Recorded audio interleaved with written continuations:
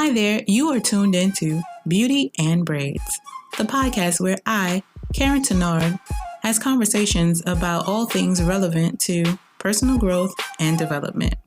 Just a heads up, I'm unfiltered. You're welcome. Just shout out to Martin Luther King. You will always be remembered. You will always have me dreaming, first of all. Yeah, I Have a Dream speech was well written, well spoken, just everything. And it pushes me every day to dream. Like, I never expected that I would have a podcast. You know, things have led it up to this point, but I never thought I would have a podcast. I never thought I would be a braider known by many. You know, I never dreamed that me saying, I want to be a business, I want to go to college for business and get my business degree and getting my college cosmetology license, that I would have done that all to now be an entrepreneur. And my platform is Painless Braiding.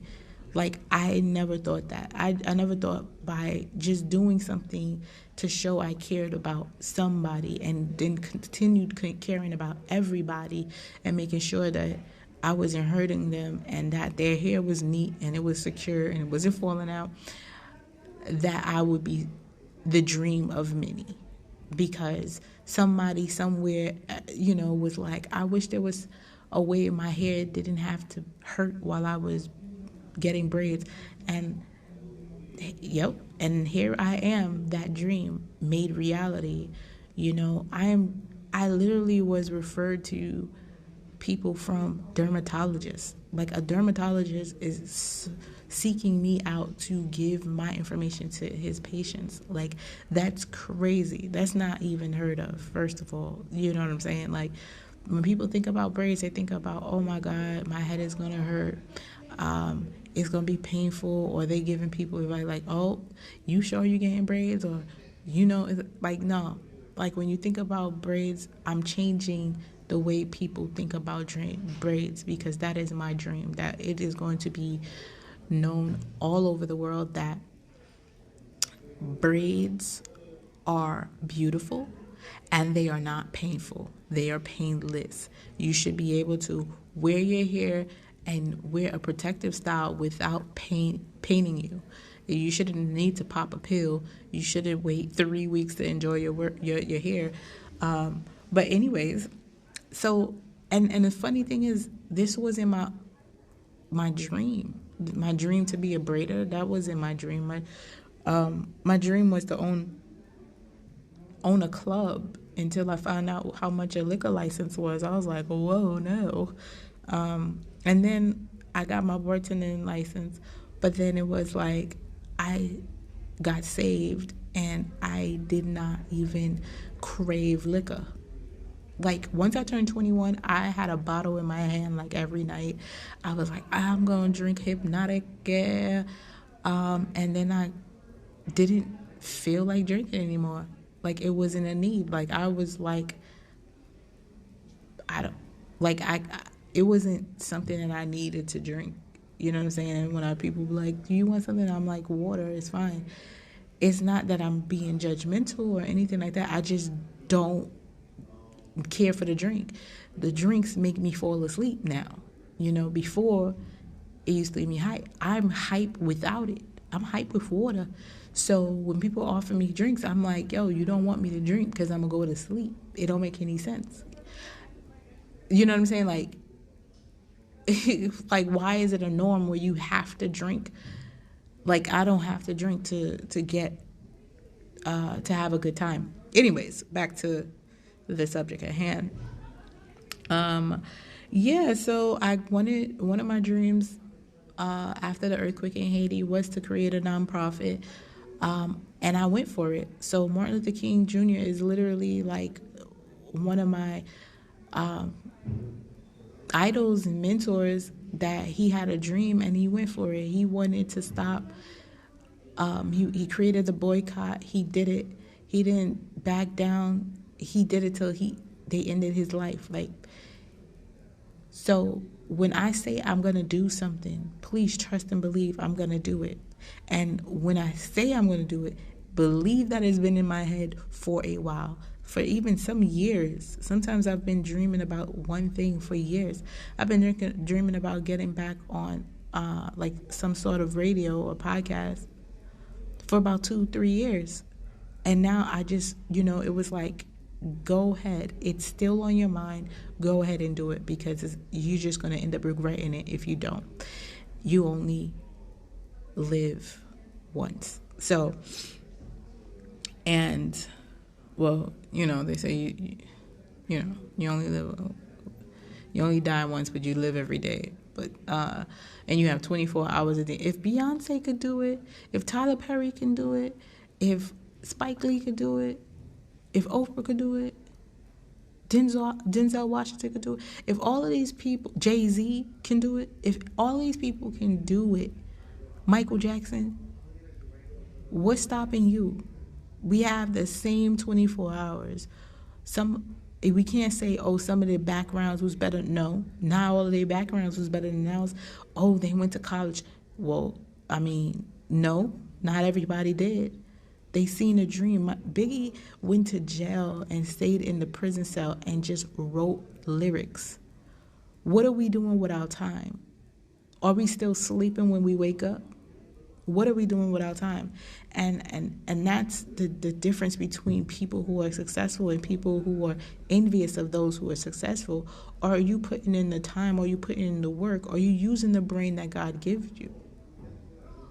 And when I say that God gifted you, because that's definitely what it is. The mind is beautiful. It has so many pockets to think with, and people are wasting it. Okay, so I started my nonprofit. I thought about it, and I just quit my job and did it. Yeah, it was blindless, and yeah, I didn't think about the repercussions. Yeah, I didn't think I was going to go broke because the nonprofit just ran me dry. I wasn't the type to ask for people to donate and can you give me money and all that extra stuff. I was not thinking about that, and I didn't go in there with a financial advisor or someone who knew about finances. You know what I'm saying? So I went with family and friends, and their strong points weren't that. And I didn't think to research, about finances and grants and all that extra stuff. And so it led me to finding a, part-time job just to get some income coming in. And man, I was I had a struggle. I struggled while I had my nonprofit and found my dream. I was facing eviction, and I didn't know what to do. I just knew, let me go back home. And when I went home, everybody, my mom accepted me and stuff, and I had all of this stuff from my apartment, and I brought it into her apartment. And then this lady out of nowhere was like, and it was crazy because I just kept on pushing, like, I'm going to still give to the nonprofit, still give to kids in need. I'm going to still do my stuff. And it didn't matter what was happening to me, it kept me strong by being the strength for others. And then, this lady called me out of the blue and was like, there's ways you can get your apartment back. There's one-shot deal. There's all of this stuff, public assistance. I was like, what? I didn't know about that because I was working forever. So I didn't know about public assistance or one-shot deal where they can just pay all my rent. And I had left my apartment. I didn't realize I needed, I didn't know what to do. I left my apartment because I felt so overwhelmed by the notices and stuff like that. And I was still getting billed for that. And, they end up hitting me up, and I end up going to court. I did whatever the lady said, and I got my apartment back. And they paid it all off. I was on public assistance, and I was like, good. I was getting my food stamps and all that extra stuff, and I felt good. I didn't feel the pressure and the weight. I was like, man, I can have help if I wanted to. I don't have to do that. And then I was in the back to work program and all of this extra stuff. And it's all because I wanted to give back. And I wasn't thinking. I'm like, yeah, I have to educate myself as well on how to financially secure myself. And nobody would hire me. Nobody would hire me. I was in the back of work program for a while. No, I kept on getting no's. Why are you even here? You have a degree. You got a nonprofit. Like, how are you even here? Like, why are you here? That's all I kept on hearing. No one was offering me like mentorship or advice on how to strengthen my nonprofit, how to make that work for me, how to do that. Like, I didn't know you can get paid from a nonprofit, even though it's still volunteer based. Like, I didn't know what people. So I just was like, I'm done. I'm off of this.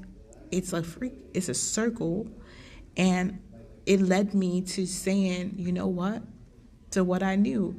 I knew when I was in junior high and when I was in high school, I hustled the hell out of everything, and I braided people here, and I got myself my money. I didn't know that can actually help me with my bills and all that. And I just said, I'm gonna take a chance on myself, because all these people are telling me no. And I know I'm worth it. I know I'm a good worker. I know I have what it takes. So I created the job for myself. I became a worker. I charged really low, which was crazy. And then I started getting clients. I got myself off of public assistance. I was like, I'm off of that. Like, I don't want that. Like, that wasn't what I wanted to do. I didn't want to be someone that, was getting a handout. I still had my food stamps. And I was like, I'm going to get my hit, so I started feeling good because I was paying my bills for myself, and it was on me, on the strength of me saying, I believe in myself. And then I got myself off of food stamps. Like, I was like, yo, I need to pay my own goddamn way with food. I was getting real comfortable and complacent with food stamps. And I just was like, nah, this is not right. I'm going to get off of this. And I did. And I was like, oh, shoot, I'm buying my own groceries again with my own money, things that I'm earning. I was just like, yo, this is what's up. And now, it pushed me to just being like, I'm a braider. Like, I'm going to, I'm a braider. I'm a braid. And I'm going to make sure people know that Painless is something. Like, you need that. Like, I am that need. People dreamed of me. They wanted somebody who's not going to hurt them, who's going to actually care, who's going to actually give them some knowledge that they can take back. Because at the end of the day, my dream is not to be a braider for life or be someone's braider forever. My dream is to have them grow their hair so that they don't need to wear braids, where they're not dependent on it, but that they want it. It's an option.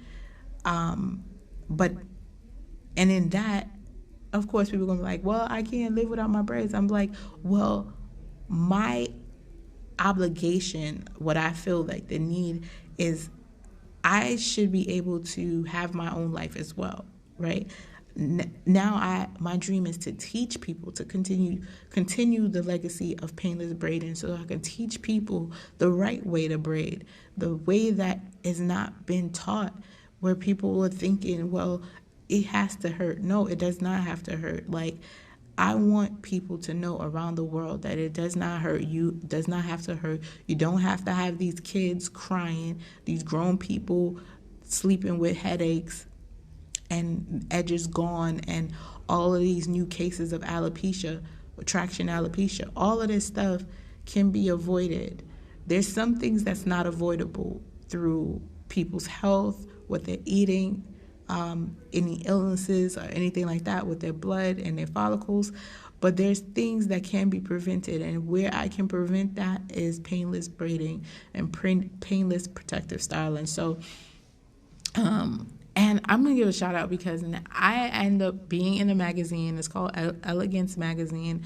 And I didn't even know I was going to be in a magazine. It was just because I started following my passion of creating wearable art out of braids, all braids, no thread, no nothing like that. It's all put together and held together and designed with braiding hair. And again, I've had fashion and I've had photography, I've had art in college and high school, so that is not new to me. I just really love fashion.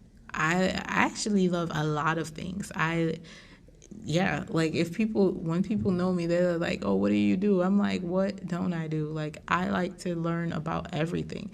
There's things that just go over my head and I'm like, I don't know. And somebody could do that. But if something intrigues me, I'm going to find it out. I'm going to figure it out and I'm going to learn it for myself. So I couldn't believe that my dream of braiding or creating pieces, if you see my pieces, like, you're going to see it. You're going to see it. Like, I never dreamed I could do something like that. I still amaze myself because I still push myself to create new pieces, new designs. I call myself the last hairbender because I do amazing things with hair. But anyways, I just didn't expect myself to be in a place where people will, literally fly me out to San Francisco, to Houston, Texas, to Chicago, to Miami, to Tampa, to Boston, to Jersey, to Pennsylvania. Like, I never expected, like, I do want to go to London and I hope somebody wants to see me there. But there's so many things I never expected I can do off of just braiding, and I mean, sky is the limit. So keep dreaming, because you are someone's dream and you can make someone else's dream come true by just dreaming. So that's all I got for y'all. Happy Martin Luther King Day. Shout out to all my dreamers and my dreamers that making things realities. Y'all are what's up, okay? And for the parents that are helping kids dream their dream and supporting them, like, I know there's a lot that goes behind that, and sometimes you want to give up, but listen, believe in that kid, believe in yourself, and believe that God did not give you that child for no reason. Like, that your children are amazing and they have amazing ideas, and that's where our dreams come from, that childlike innocence within us. Tap into that, because you don't want to lose it. Keep that child or the youth alive in you. Okay, I got ya. Bye.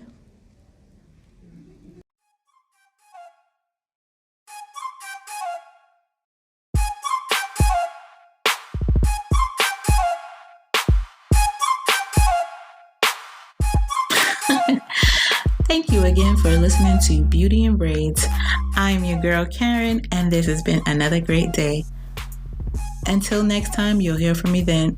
In the meantime, please follow me on @HairByKaren, @ShopBraidAppeal, and @YTC Nonprofit. Get to know me a little bit better.